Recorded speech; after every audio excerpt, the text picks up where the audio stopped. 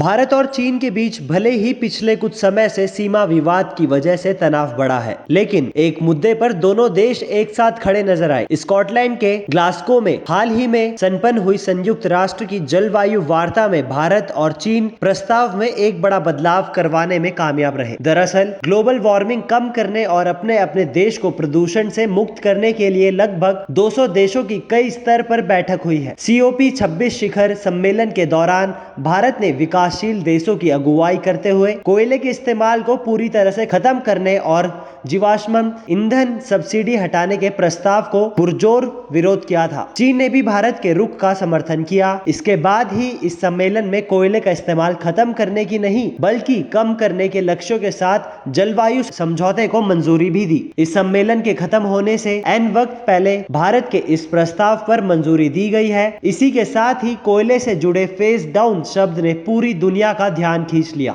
दरअसल सम्मेलन में पेश मसौदे से सभी देशों को कोयले के इस्तेमाल के लिए फेज आउट पर सहमति देनी थी, लेकिन आखिरी पलों में भारत ने इसे अपनी जरूरत के हिसाब से फेज डाउन करा लिया। इस समझौते में कार्बन उत्सर्जन में कटौती और विकासशील देशों के लिए मदद का वादा किया गया था। मौजूदा दौर में जो कोशिशें की जा रही है वे धरती के तापमान की वृद्धि को 1.5 डिग्री सेल्सियस तक सीमित करने के लक्ष्य के लिए नाकाफी साबित हो रही है। ग्लासगो शिखर सम्मेलन में बातचीत के मसौदे में कोयले के इस्तेमाल को खत्म करने की प्रतिबद्धता को शामिल किया गया था, लेकिन भारत ने इसे लेकर विरोध जताया था। भारत के जलवायु मंत्री भूपेंद्र यादव ने पूछा था कि विकासशील देश कोयले और जीवाश्म ईंधन के इस्तेमाल को खत्म करने का वादा कैसे कर सकते हैं, जबकि उन्हें अभी भी अपने विकास के एजेंडा और गरीबी उन्मूलन से निपटना है। भारत और चीन के विरोध के बाद ये सहमति बनी कि कुछ देश कोयले के इस्तेमाल को पूरी तरह खत्म ना करके धीरे धीरे कम करेंगे, जिससे कई देशों में नाराजगी भी देखने को मिली। CPO 26 शिखर सम्मेलन के अध्यक्ष